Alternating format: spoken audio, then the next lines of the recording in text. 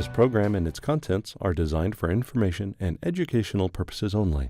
This program does not render medical advice or professional services and is not intended to be a substitute for professional care. The information provided here should not be used for the purposes of diagnosing or treating a medical or psychiatric condition. If you have or suspect you may have a health problem, consult your healthcare provider.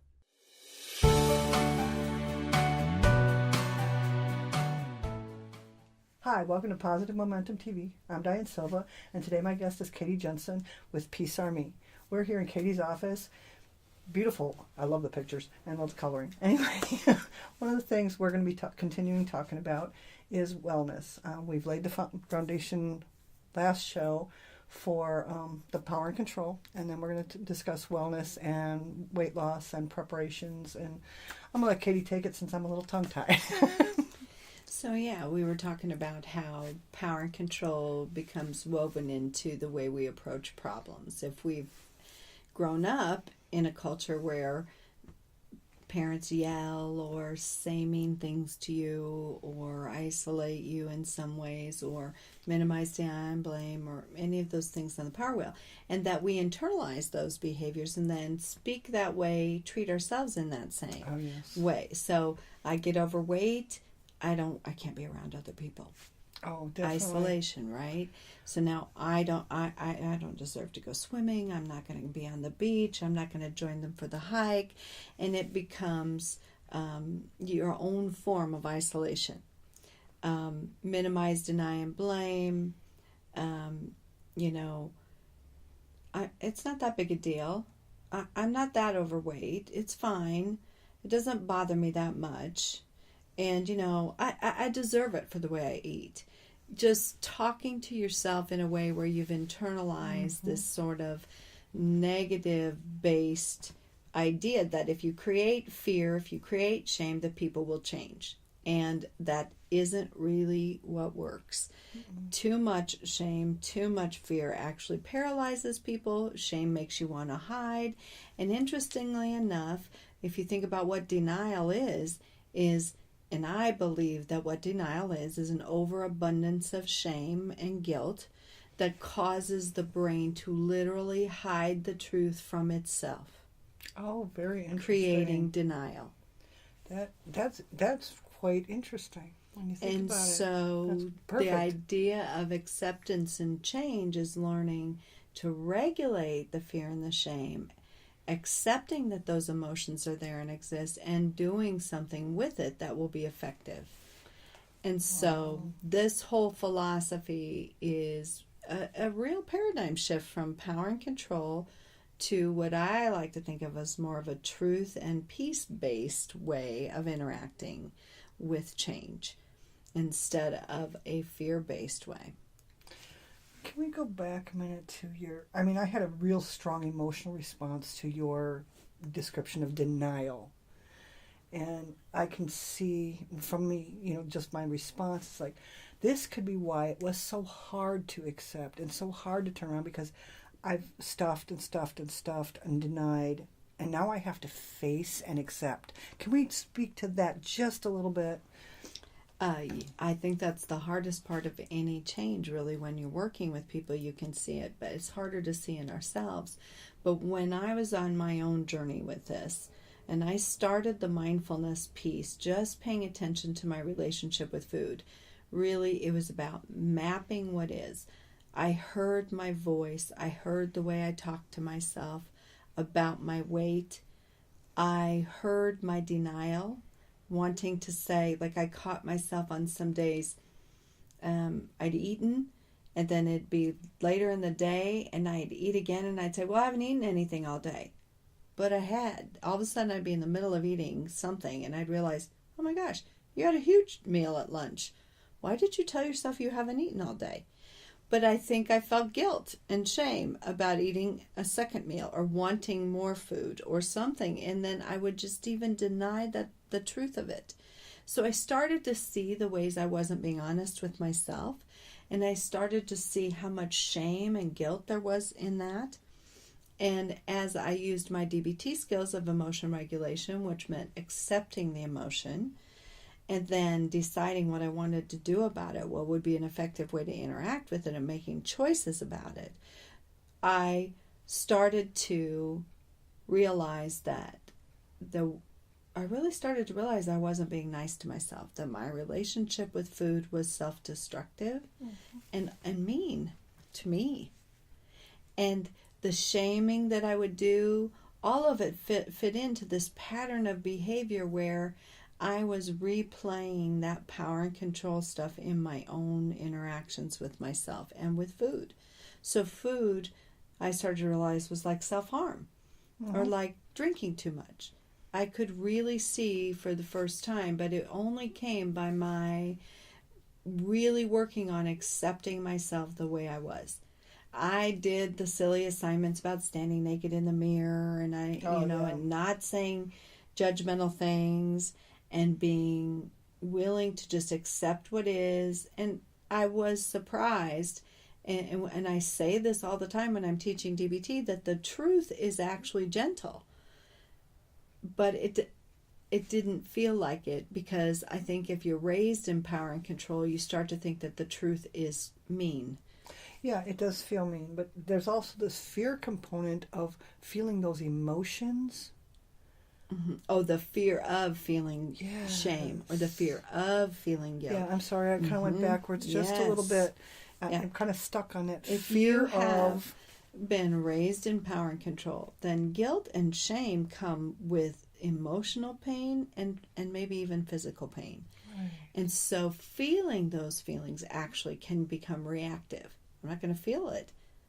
I can't push feel it back. I won't feel it. It isn't there. And that contributes to denial. And then that makes the process of change almost impossible if you are unable to process guilt and shame in an effective way.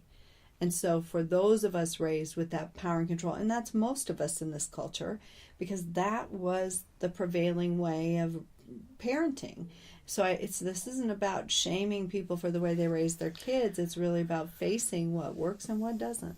So how would you suggest, maybe a different way of saying this, is those of us, I'm going to speak for me. I will start to feel something, and I haven't allowed myself to feel it yet. It's like, I know once I start feeling this, I will start getting to where I want to go.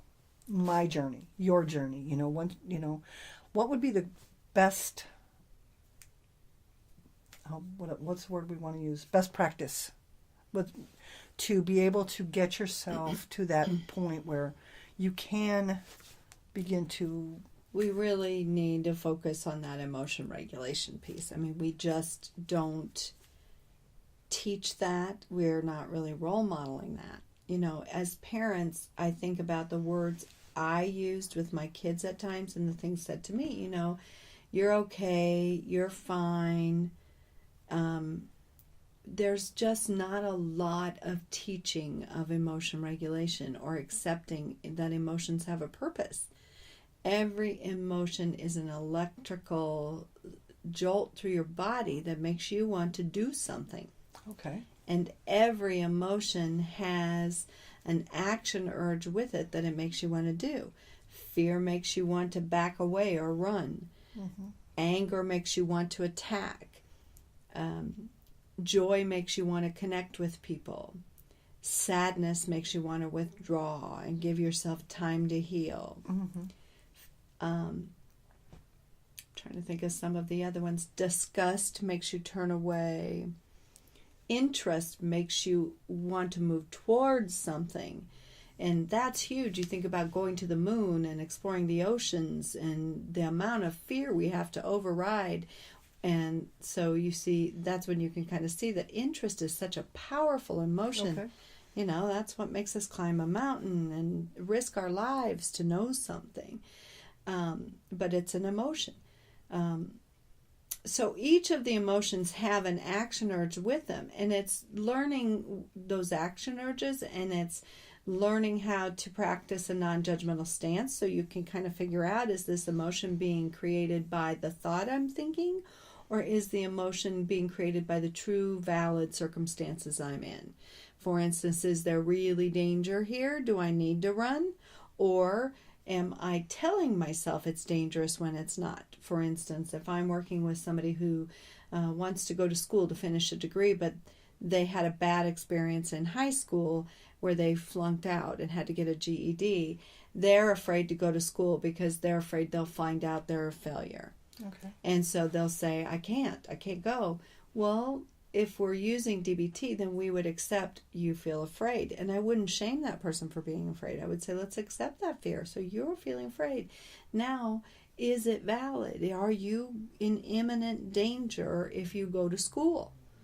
And if they can see that it feels like it, but maybe there isn't really in imminent danger, nothing's going to kill them there, then it's helping them devise little baby steps to face the fear. And when you actually do the opposite emotion, even just saying the emotion out loud makes fear go down. Right. Just identifying the emotion and then accepting the emotion, going opposite of the emotion, you can change it. But you can't change an emotion if, one, you don't want to, or two, you haven't accepted it.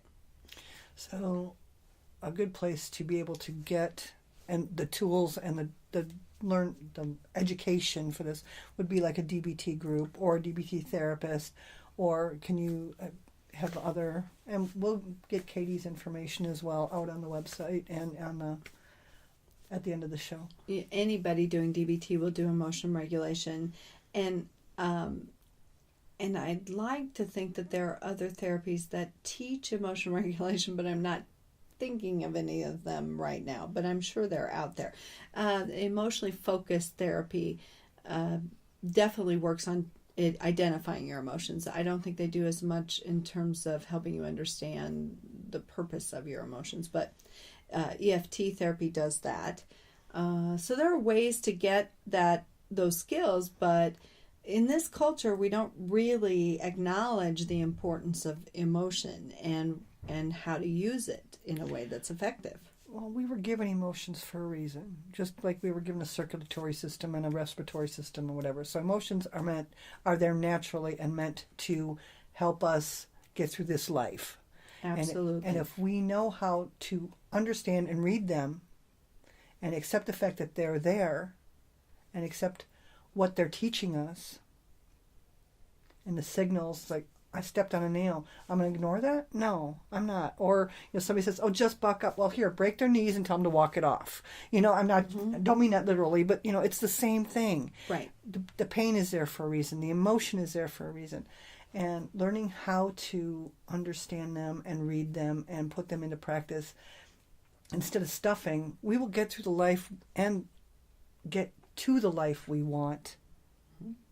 Yes, and actually when we're stuffing our emotions, and that is more likely to happen when there's an overabundance of emotion, especially in a power and control paradigm, because it's so much stimulus that people will just shut it down. And they don't know what to do with it. They don't know how to sort it out. And so it becomes stuffed. But then that makes those people in that kind of an environment more susceptible to being controlled by outside forces, because then they're not in touch with their emotions and they can be moved by someone else's emotions. Right. I that I totally understand. So if you wouldn't mind, let's kind of step toward the weight reduction, the weight loss, the wellness side of things.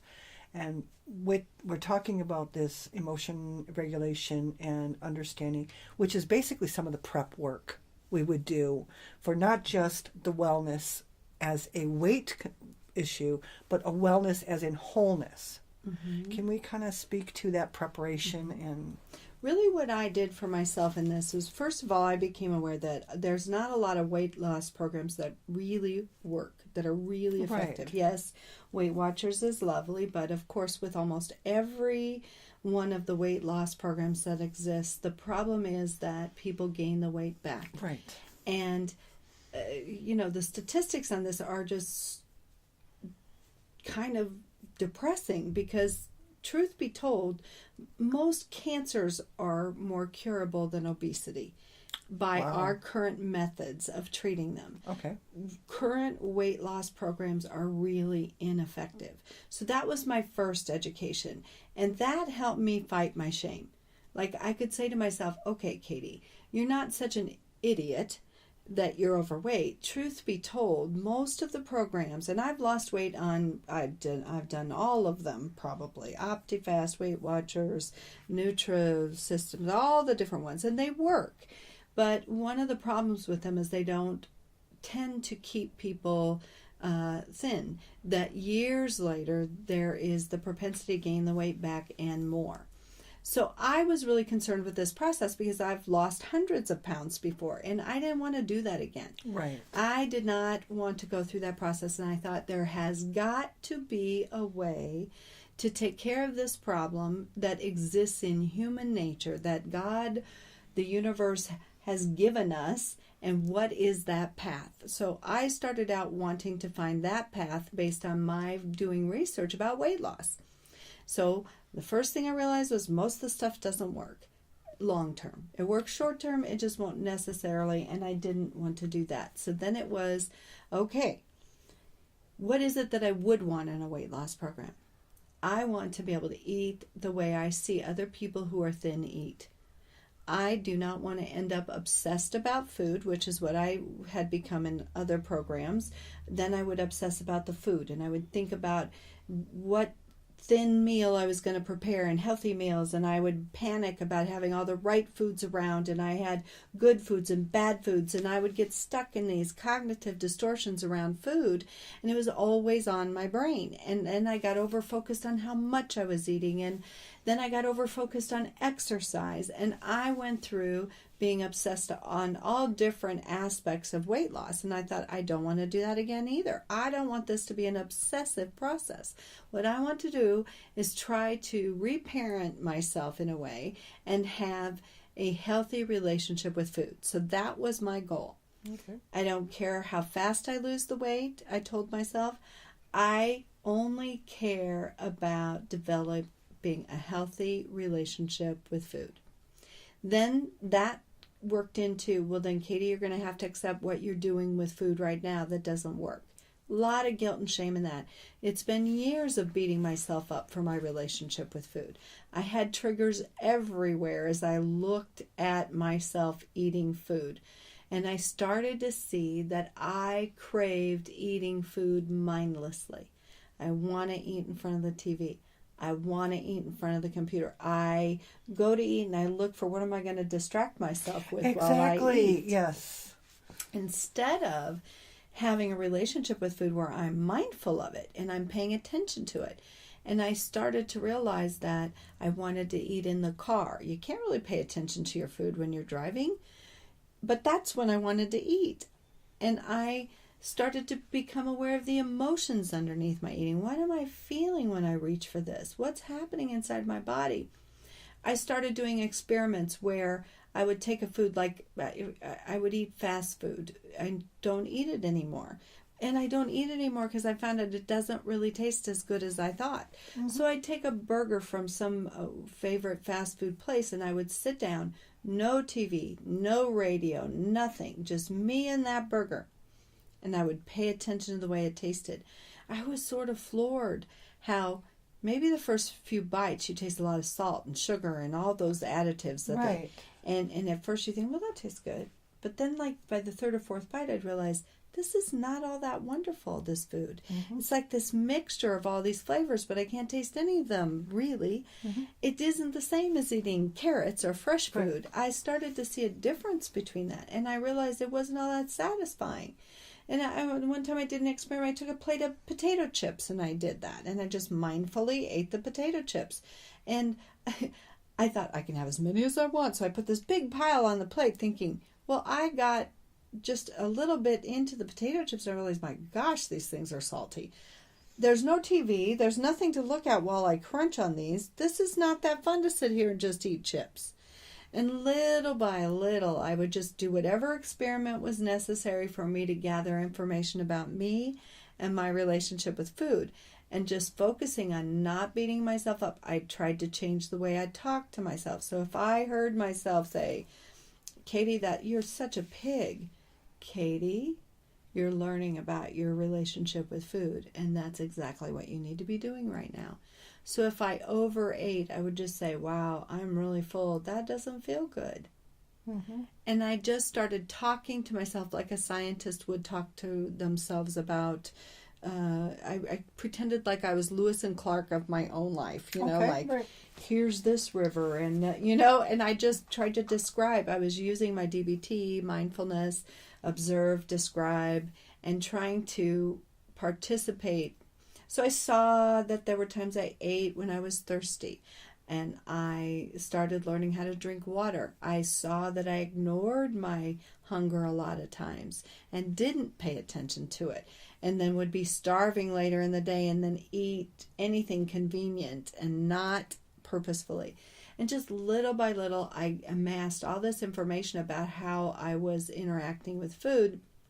And then I did this for about a couple years of just mindfully paying attention, but nothing was really changing until at some point I really had to ask myself, Katie, why are you killing yourself with food? Because I became aware that it was making me uncomfortable, that it was killing me, that it was hurting my health. And I thought, and there were a lot of tears in that. What is this about? Why don't you want to be connected to yourself?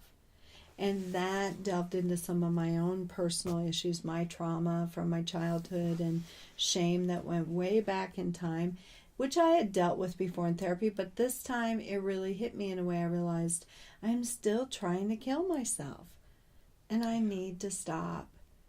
And that was really the shift for me, is when I realized how much I was hurting myself by feeling the sadness, by feeling the fear, by recognizing my guilt and shame and saying, I don't deserve that.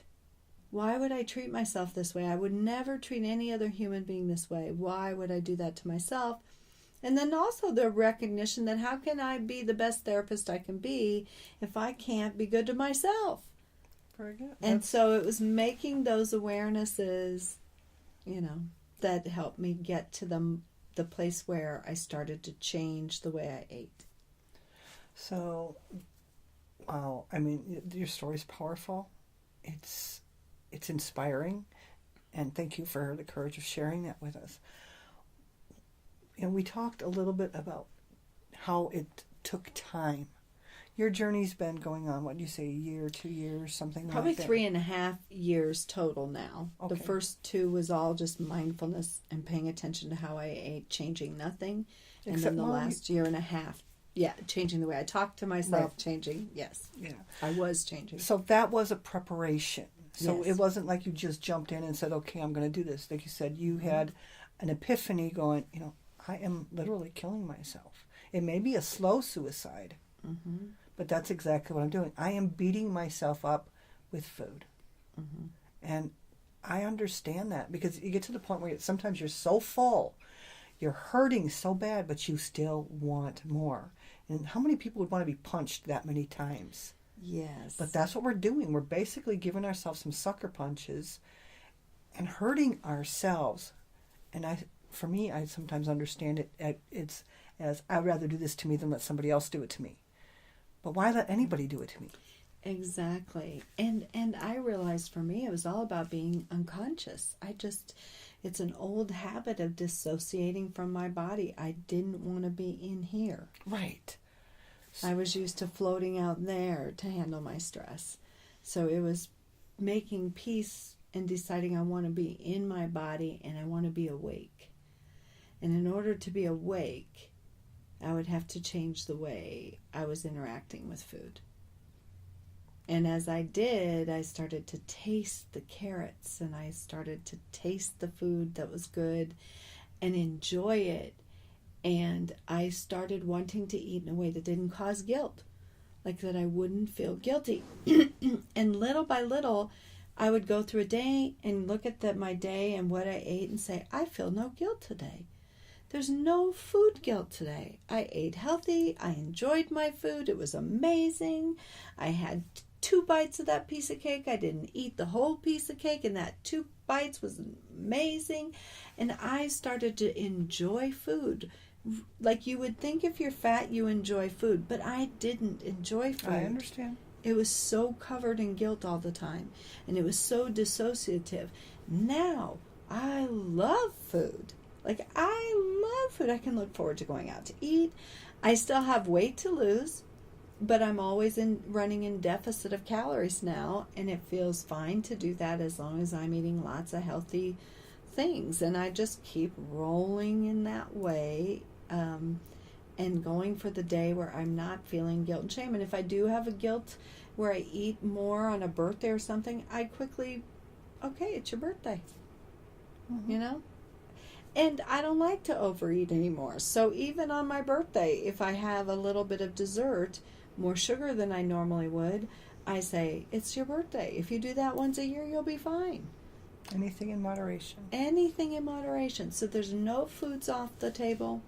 There's no how-tos. It's really intuitive eating. It's just being in the moment with food and my body. And it's just, I've never lived like this in my entire life. So it's like, and it's so hard to explain to people. People ask me, what are you doing? And everyone wants to put it into that box of dieting or not. So you're not eating what? No, I eat everything.